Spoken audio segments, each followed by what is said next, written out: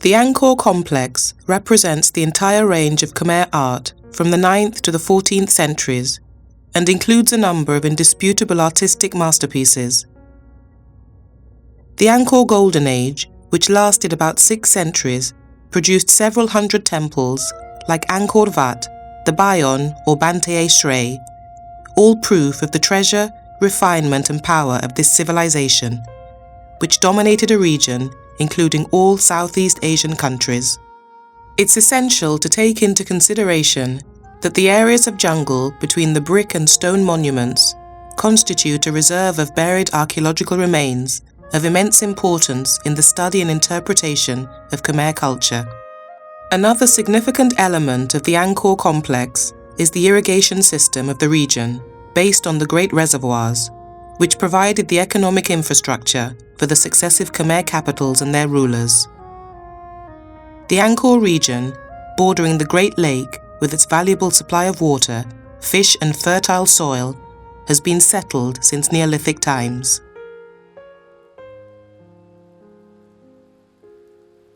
The main evidence of Khmer architecture, and ultimately of Khmer civilization, remains the religious buildings, which are considerable in number and extremely varied in size.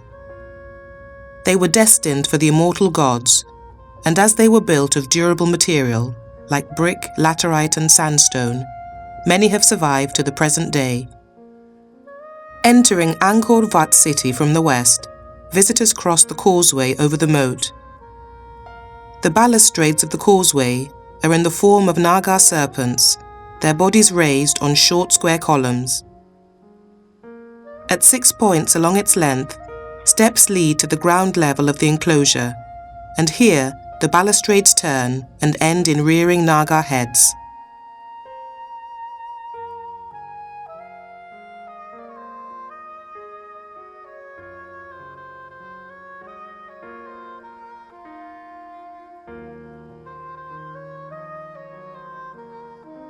This is reached via a raised platform with lions on both sides of a staircase. These giant stone lions on each side of the terrace guard the monument.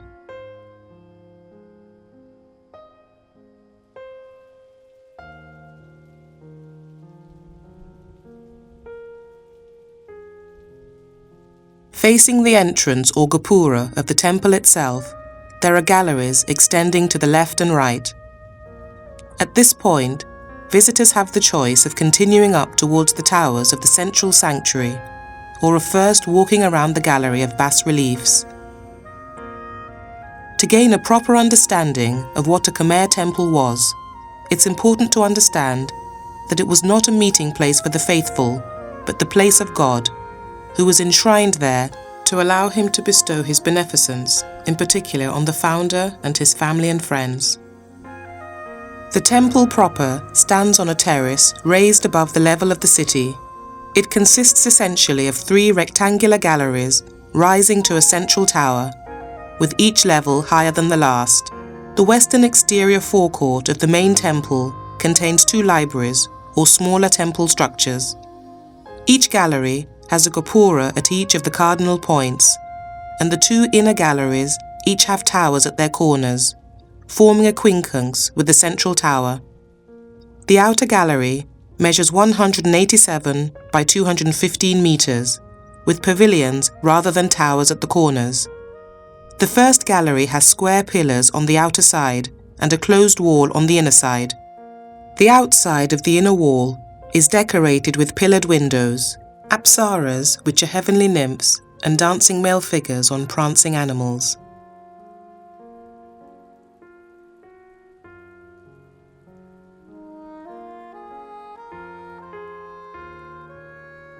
From the earliest days of the city, Angkor had been conceived as a symbolic universe, structured according to Hindu cosmology. The city was accordingly built around a central temple on a hill, which symbolized Mount Nehru, the home of the gods. Sandstone of various colors was the chief material employed by the Khmers, and limonite was also used. The stone was cut into huge blocks which were fitted together with great accuracy, without the use of cement.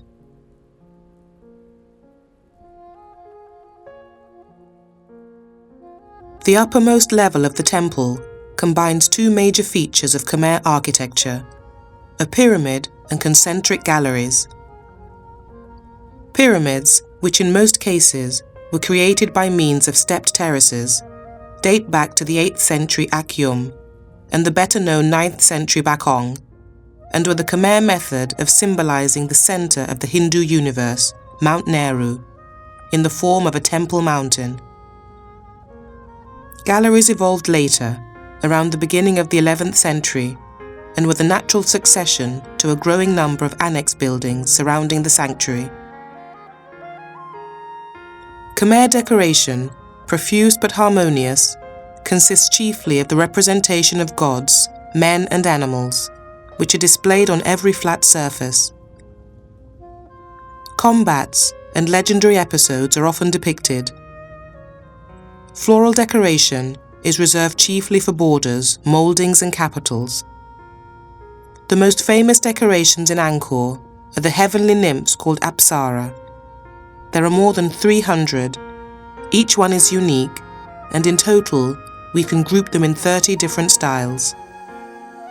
Khmer architecture evolved largely from that of the Indian subcontinent, from which it soon became clearly distinct as it developed in its own special characteristics, some independently evolved and others acquired from neighbouring cultural traditions.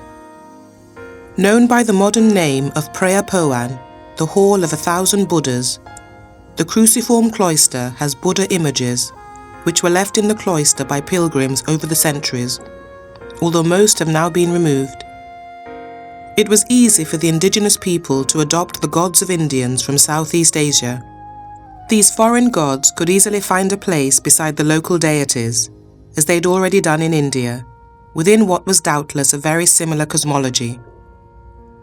So particular devotion was accorded to the gods Shiva and Vishnu, and also to the Buddha. Shiva is the dominant figure, as he was long considered by the kings as supreme protector of their empire. The plan of Angkor Wat is difficult to grasp when walking through the monument because of its vastness. The East Gate is one of the two main gateways into the complex. Exhibiting key style and elements of classic Khmer architecture, Angkor Wat remained shrouded in a veil of dense jungle vegetation long before its discovery in 1860. Pioneers were soon replaced by researchers. Several missions, largely French for historical reasons, took place before Siam ceded the northern province of Cambodia in the 1907 treaty, including that of Siem Reap, where Angkor was located. Thousands of cubic meters of soil were excavated, beginning with Angkor Wat and the Bayon, as well as the Elephant Terraces.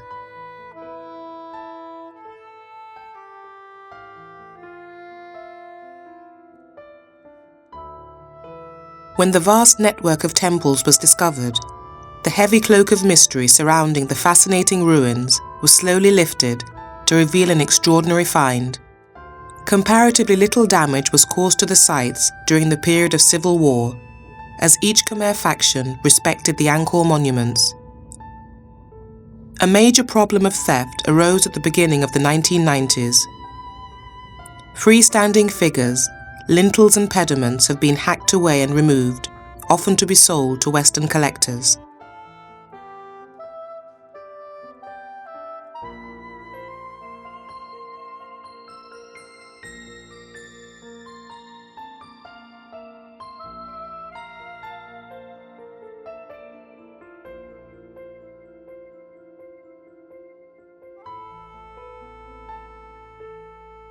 Angkor Wat, the largest monument of the Angkor group and the best preserved, is an architectural masterpiece. Its perfection in composition, balance, proportions and sculpture make it one of the finest monuments in the world.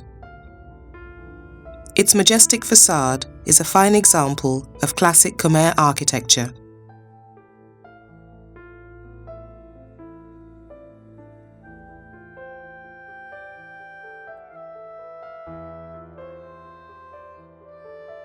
The road from Angkor Wat and Siem Reap is the first point of entry to the city for most visitors.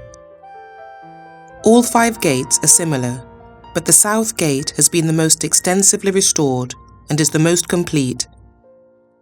The majority of the heads on the other gates have been stolen, and only the south gate retains a number of completed figures.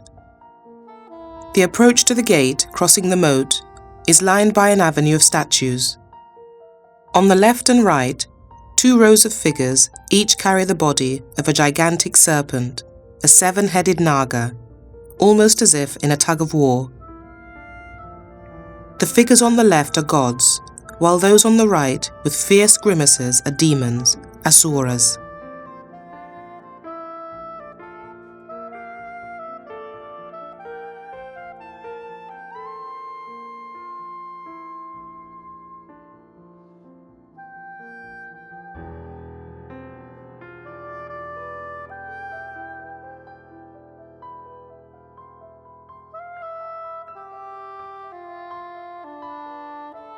The use of the Naga balustrades lining the approach to the Angkor Thom temple, and usually across a moat, was common, and it's believed that the purpose was to link the world of men outside the temple to the world of gods inside. According to some specialists, such Naga bridges correspond to a rainbow, which provides the same function in Hindu tradition. Another suggestion is that the Nagas are the guardians of the city's royal wealth.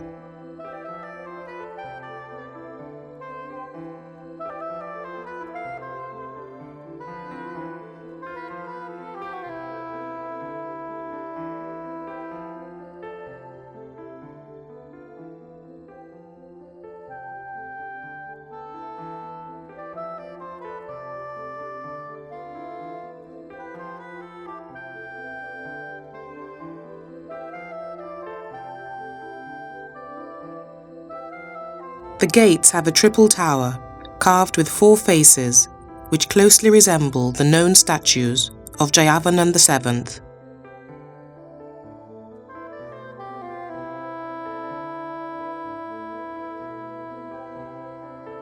At the base of the gate tower is a 3-headed elephant, plucking lotus flowers with its trunks, which form pillars.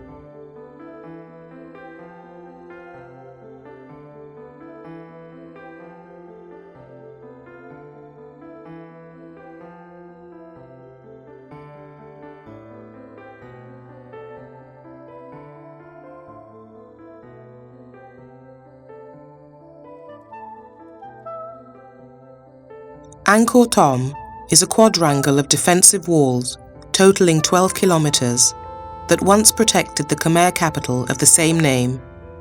Angkor Thom, in fact, means Great City.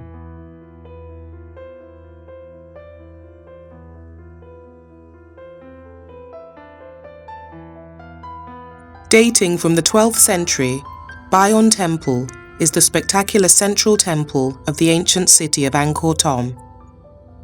The complex is located just north of the famous Angkor Wat. The state temple of Jayavarman VII and his immediate successors is one of the most enigmatic and powerful religious constructions in the world. The temple is extremely complex, both in terms of structure and meaning, having passed through different religious phases from the pantheon of the gods to Hindu worship and Buddhism. The Bayon has gone through several architectural changes, with additions that are responsible for the complexity and the crowding at its center.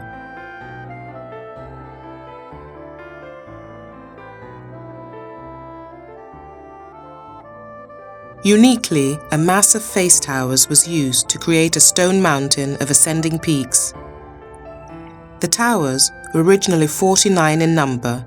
Today, only 37 are standing. Most are carved with 4 faces on each cardinal point, but sometimes there are only 3, or even just 2.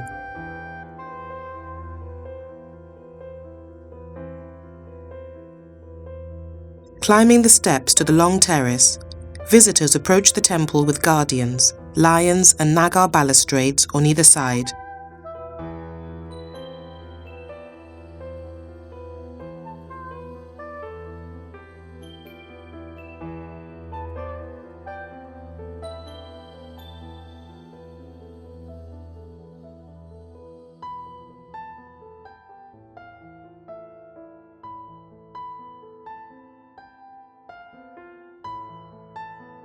On the columns of the outer gallery, a few reliefs can be found.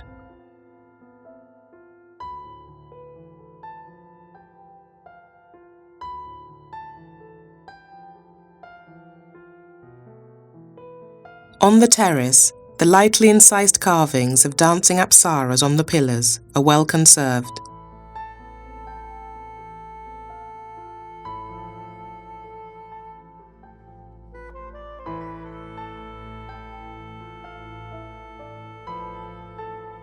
Bayon Temple is surrounded by two long walls bearing an extraordinary collection of bas-relief scenes of legendary and historical events. In total, there are more than 11,000 carved figures over 1.2 kilometers of wall. Originally, they were probably painted and gilded, but this has long since faded. Uniquely, the Bayon has two sets of bas-reliefs carved at different times. Those on the walls of the outer enclosure were carved earlier, perhaps at the beginning of the 13th century, and deal with historical subjects, from battles with the Chams to scenes of daily life. The stone used exclusively by Khmer builders was sandstone, and at Angkor, the source was the Kolen Mountains. Its weight and the distances over which it needed to be hauled added to the structural problems that the architects had to face. These included finding designs for structures that would not collapse under their own considerable weight. And it wasn't until the end of the 10th century at Angkor that the Khmers had the confidence to build more or less exclusively in stone. The inner bas-reliefs cover the interrupted walls of the inner enclosure and were carved in the second half of the 13th century, when under Jayavarman VIII, the Bayon was converted to Hindu worship. Their subjects are from Hindu mythology, and the complications of rebuilding meant that the carvers had to work on small irregular surfaces, short sections of gallery, the angles and corners of the kaporas, and corner pavilions and some interiors. Many of the bas-reliefs are obscure, though they include events from the Indian epics that had long been popular among the Khmer. Clearly, scenes grouped together are linked in some way, but their exact relationship is often unclear. On the upper terrace, visitors are in a different world. This terrace has an atmosphere of peace and calm, with wonderful views of the face towers, set against a background of trees. The freestanding face towers, which are shrines, allow a close inspection of the faces as visitors walk around.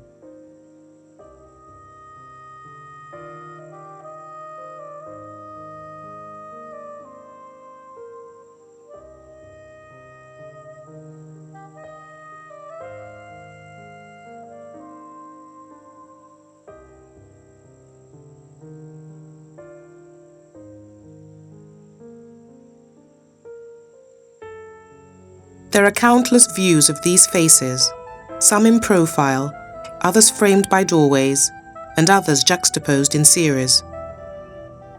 The aspect changes throughout the day as the sunlight falls on and off the different parts of the temple.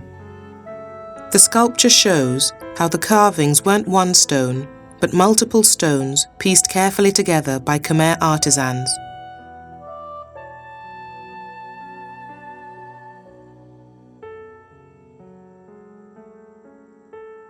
"300 meters long, the Elephant Terrace runs north from the entrance of the Bayon to the Royal Square.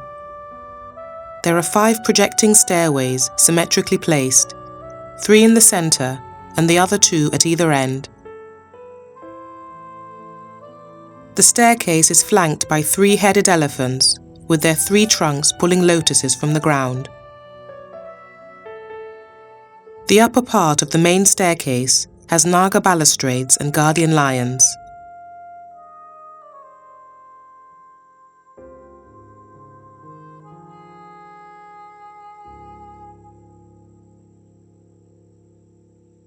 Beyond this, the 3-meter-high wall is carved with one long, continuous scene of elephants with their mahouts in hunting scenes.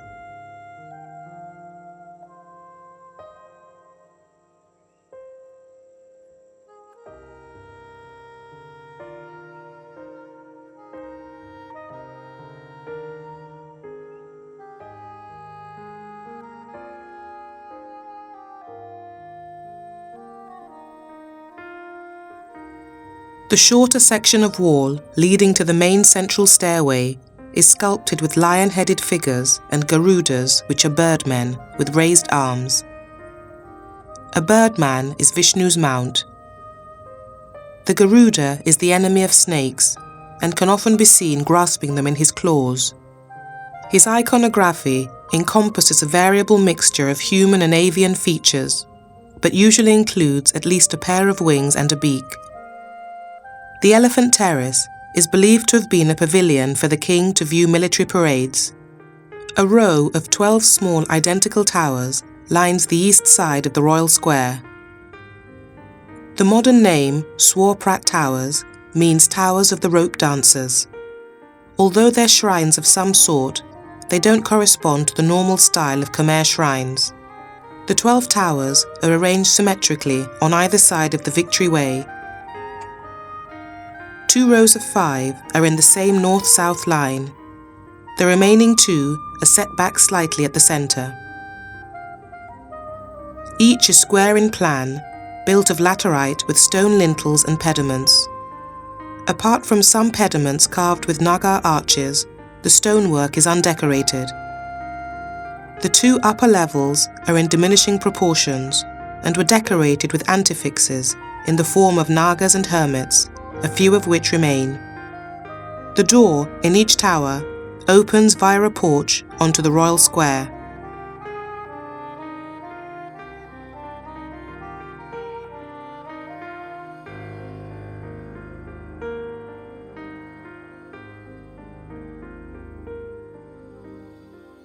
The Leper King Terrace, named after the 15th century sculpture that was discovered on top, stands more or less independent of the other buildings that surrounded the Royal Square.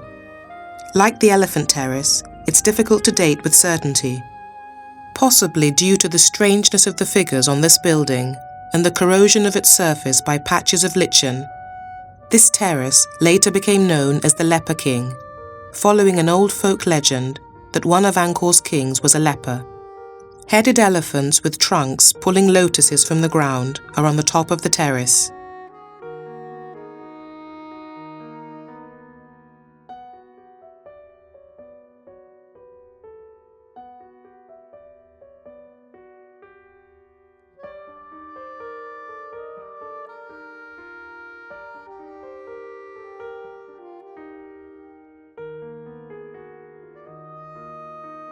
On top of the terrace, a statue of Dharma or Yama, the god of the underworld, was found in the centre. A naked male figure is portrayed in a seated position with his right knee raised, carrying a mace on his right shoulder. At the beginning of the 9th century AD, the 2 states that covered the territory of modern Cambodia were united by Jayavarman II, who laid the foundations of the Khmer Empire, which was the major power in Southeast Asia for nearly 5 centuries. One of the sites where his court resided for some years was in central Cambodia, to the north of Tonle Sap, the Great Lake, where half a century later, Jayavarman's son, Yashovarman, was to establish Yashodapura, the permanent capital of the Khmer Empire until the 15th century. It was later given the name Angkor, from the Sanskrit Nagara, meaning city or capital.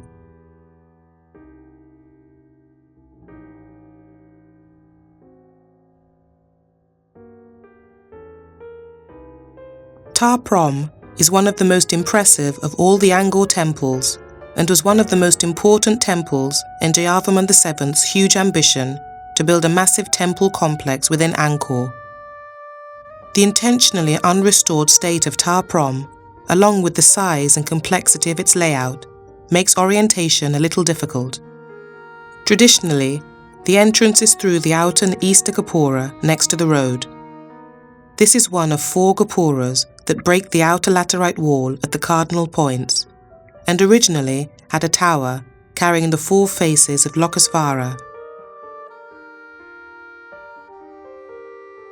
The approach to the entrance of the temple is a path through the forest. After about 500 meters, there's a cruciform terrace forming a causeway across the moat. On this are the remains of some lions, Varapalas and of Naga balustrades in the style of the Bayon with their straddling Garudas.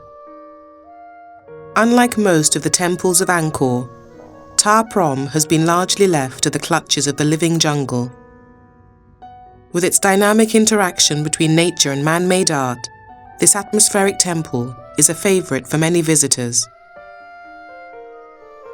This is the temple chosen by the École Française du Extrême-Orient to be left in its natural state as an example of how most of Angkor looked on its discovery in the 19th century. This was a decision which involved a significant amount of work to prevent further collapse and enough clearing of vegetation to allow entry. It's been maintained in this condition of apparent neglect. Ta Prohm has a Bayon style like Banteg Day and Angkor Thom. The sculptures represent a diversification of iconography. More symbolic and more realistic scenes are depicted, as well as scenes of everyday life. The temple has sophisticated architectural elements. The ornamentation is a triumph of Khmer art, where the architecture is the realization of a ritual. Far from distracting attention from the collective composition or from the geometry of the lines and volume, the ornamentation emphasizes and enhances each form, without domination. Through the ornamentation, the rigid framework of the profiles and masses becomes animated with the shimmering of light and shade. All are in living communion.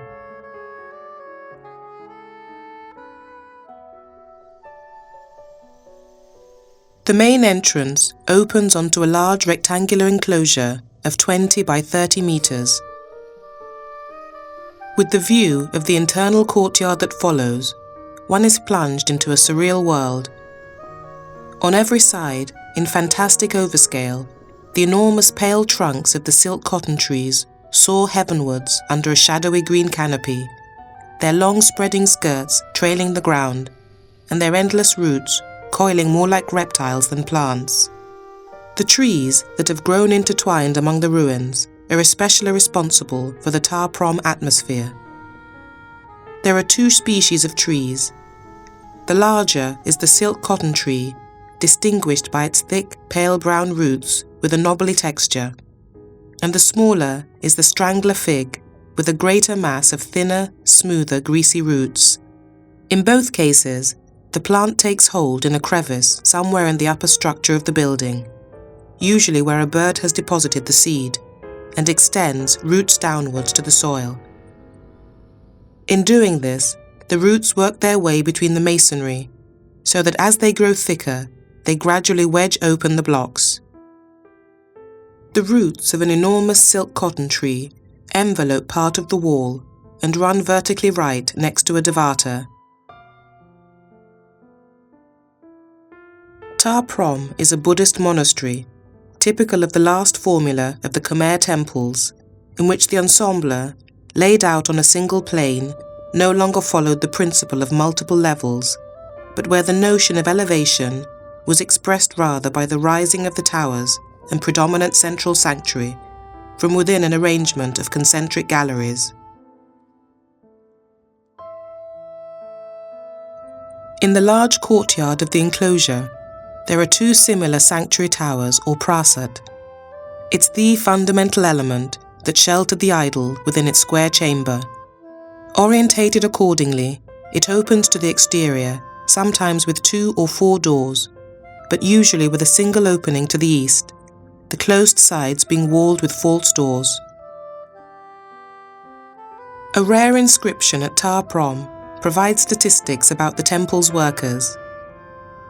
Allowing for some exaggeration to honour the king, the inscriptions report of around 80,000 workers, including 2,700 officials and 615 dancers, is still astounding.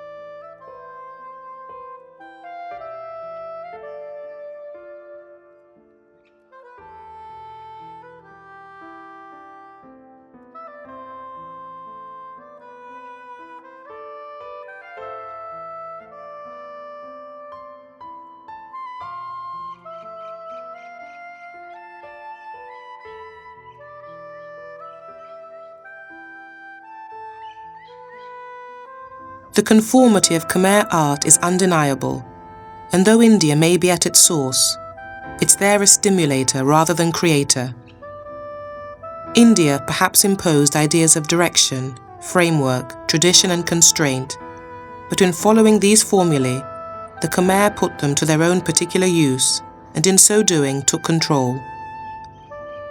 While the builder of the Hindu temple has no respect for any architectural concept, and carried away in a frenzy of modelling, encumbers the composition, which becomes so confused with the extravagance of the decoration, the Khmer sculptor, on the other hand, works differently. He maintains a feeling for the dimension of the mass, and working always directly on the surface of the pre-formed panels of wall, submits to the discipline imposed by the architect to enhance the main idea, to emphasize the form by the organization of his mouldings and ornamentation, rather than to detract from its purity. Through India, themes also came from Greece, Rome, Egypt, and from Syria, and with some reminiscence of Arab or French art of the Middle Ages, there are also influences from China, and by a sort of anticipation, certain elements that can be found in the Renaissance, Baroque, or Rococo styles. All Khmer architecture relies on notions of axis and symmetry, necessarily implying the repetition of its elements. When they're not defined by galleries, the different enclosures are bounded by simple walls with a coping. There's usually an entrance pavilion or gopura on each axis, with a central core that's generally cruciform in plan, and frequently complemented with vestibules, porticos and lateral wings with secondary entrances.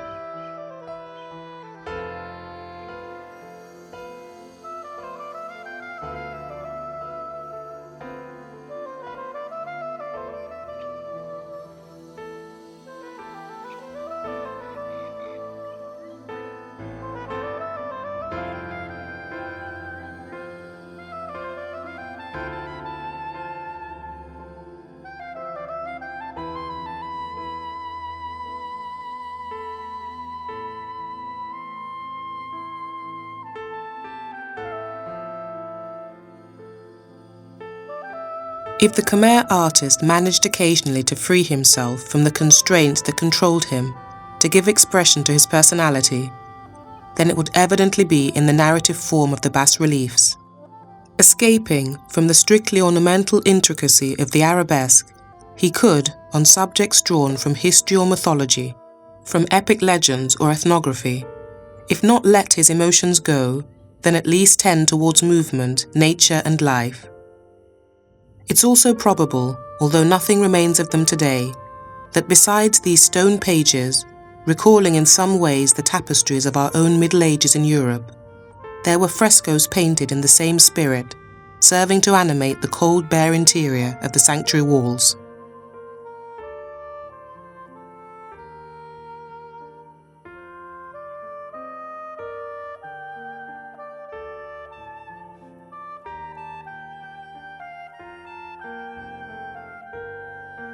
With the colonnettes, the only sculpted sandstone elements in the early brick prasats is the top. The decoration, straight from India and deriving from architecture in wood, was composed essentially of a sort of shallow arch enhanced with medallions, disgorged at the extremities by makaras, which are sea monsters with trunks, that turn to the centre to let a series of pendants fall. In each of the Angkor monuments, a preoccupation with symbolic order seeks to create a representation of the universe in miniature. The tiered bases representing the Meru, the abode of the gods, the chains of mountains as their enclosure walls, and the oceans as their moats, realizing a kind of correctly ordered model. Astrology determined sighting, which responded to magical ends. At the chosen location, the architect, with the help of the high priest, or the high priest himself, would make an extensive interpretation of space, and so construct his building with 4 doors facing the 4 cardinal points, the east remaining, and only rarely approximately, the main orientation, with the diagonals of the square joining the intermediate points. The predominance of this eastern orientation, a sort of glorification of the rising sun, could be considered as a manifestation of the sun worship so favoured in ancient civilizations.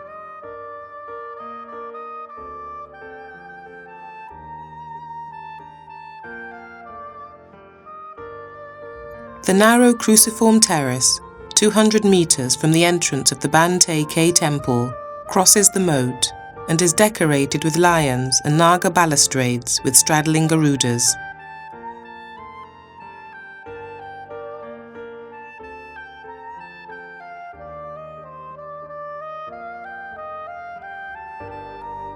The proportions of the Khmer Temple are similar to Ta Prohm, a central sanctuary of no great prominence and compact galleried enclosures, all at the centre of a much larger outer enclosure.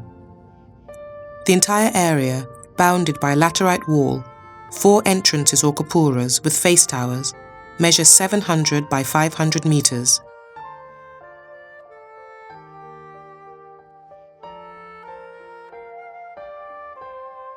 Passing through the face tower entrance, visitors see the best preserved part.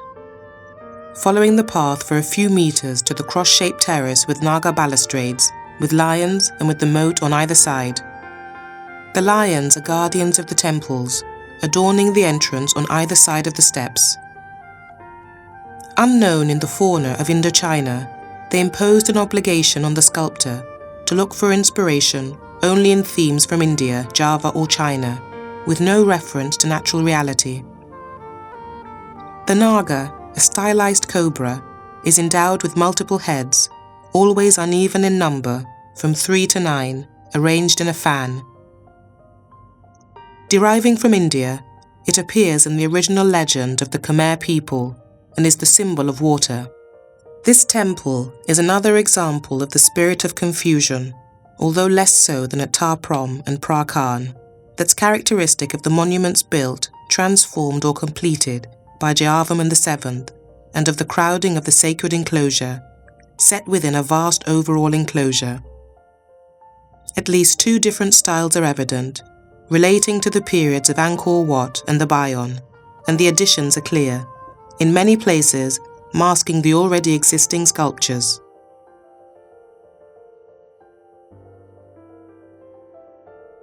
Continuing west over a Naga causeway, visitors are inside the enclosure and enter the Hall of Dancers with its 4 courtyards, surrounded by pillars that would have supported a tiled or wooden roof.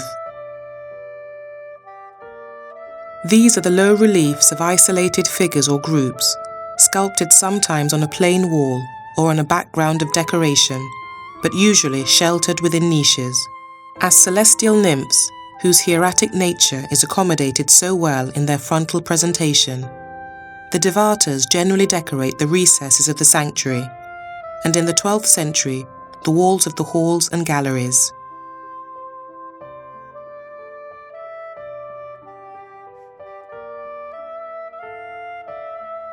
These pillars are decorated with apsaras, dancing alone and in pairs, sculpted in slight relief on the surface of the stone.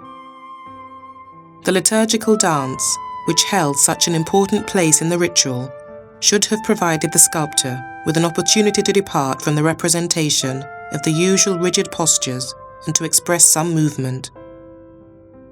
But although Cambodian dance is capable of expressing the whole range of human sentiments, the apsaras always appear on the stone in the same pose, derived from that of a flying figure, though hard to believe, with only some variation in the gesture of the arms. The stylization is taken to the extreme, and the use of a pattern doubtless.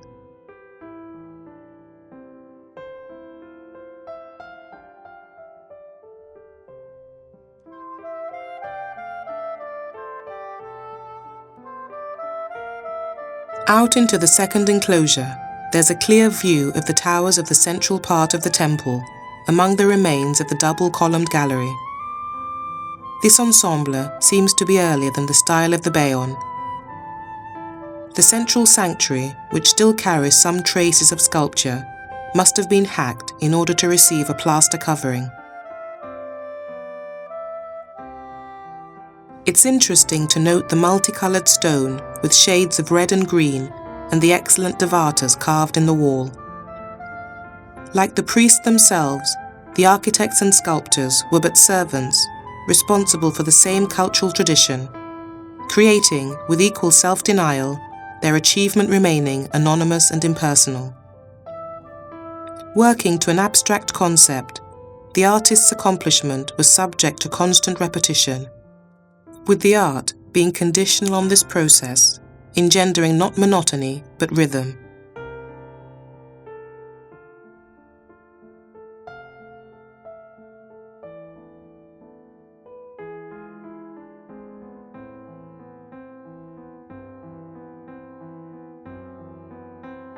The state temple of the first city of Angkor, Phnom Bakheng, has a special importance, even though many of its buildings are in poor condition. It was to here that Yasovarman I moved his capital from Rolwus, 13 kilometers southeast of Siem Reap. The city was centered on the sole hill of Phnom Bakheng. With some important differences, this temple imitates the Temple of Bakong at Rolwus, built some 2 decades earlier.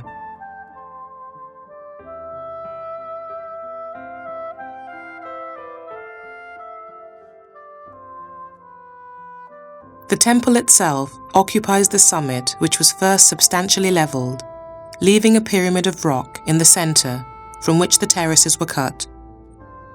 In addition, the core of the temple was carved as a stepped pyramid from the hill itself.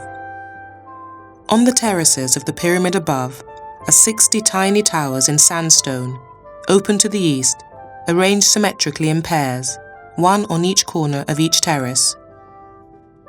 The builders enhanced the impression of its height by manipulating perspective. The elevation of each terrace is less than the one below.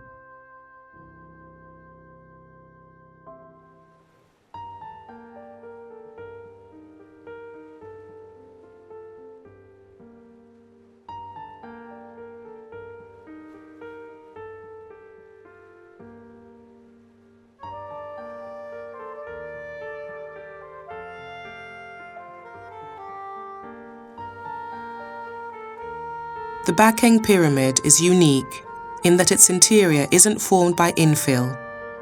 The bedrock has simply been hewn away as necessary and a sandstone cladding applied, as visitors can see in corners where landslides reveal the substructure.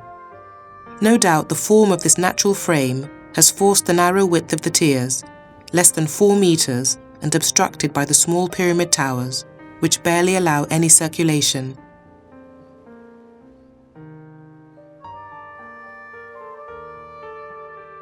For those who enjoy the deep discovery of a country, the Lake Tonle Sap Road, as well as a ballade in a boat, and the floating villages, are visits which are impossible to miss along with the temples.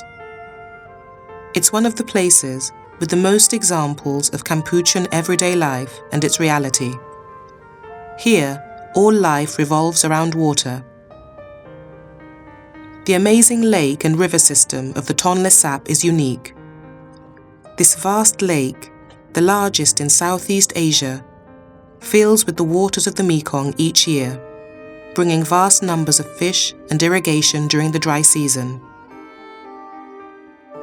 The Mekong starts its journey in the Himalayas, flowing through China, Laos and Cambodia, before spilling into the sea at its delta in South Vietnam. The Mekong Delta can't absorb all the river water, so in May, the river reverses its normal seaward flow and begins to flow back up the Tonle Sap River.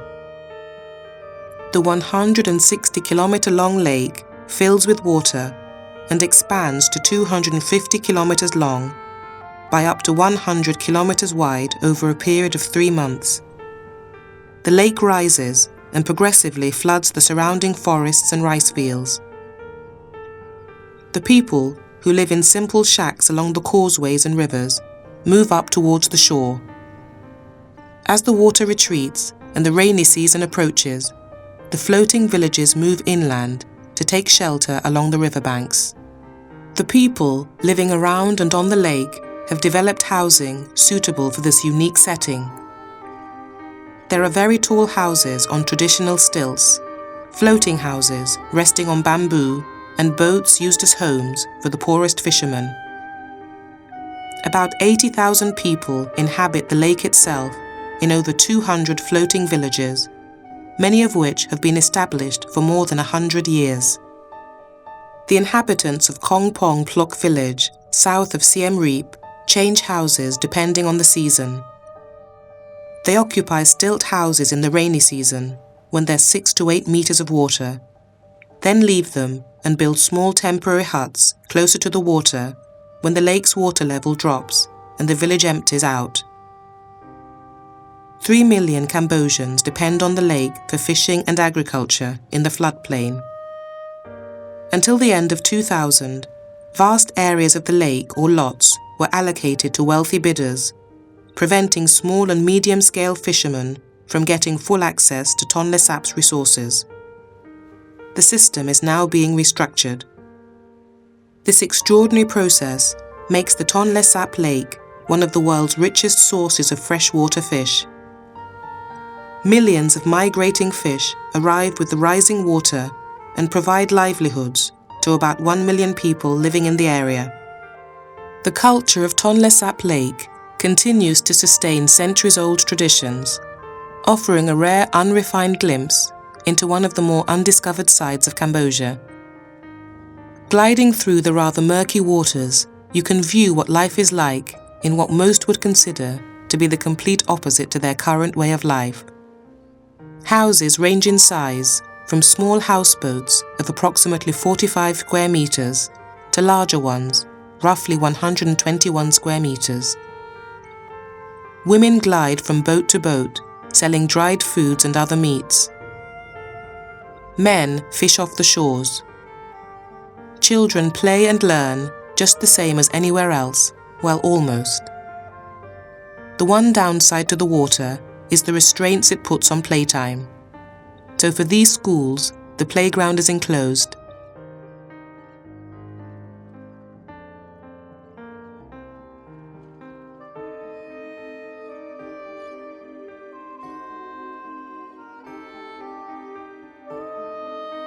Life along Tonle Sap Lake moves at a different pace and in different ways, but is no less hard-working or full of life.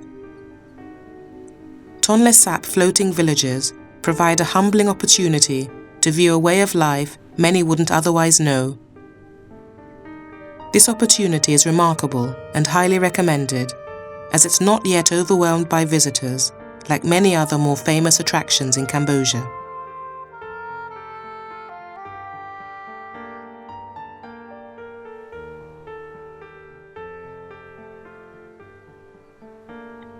Many of the floating villages are populated by ethnic Vietnamese, who just might be distant relatives of the Cham warriors, who came up the Mekong to fight more than 800 years ago. These villages are almost entirely self-sufficient, with floating sawmills, metal shops and grocery boats. A water world where children are born, raised, and sometimes die without ever having set foot on land.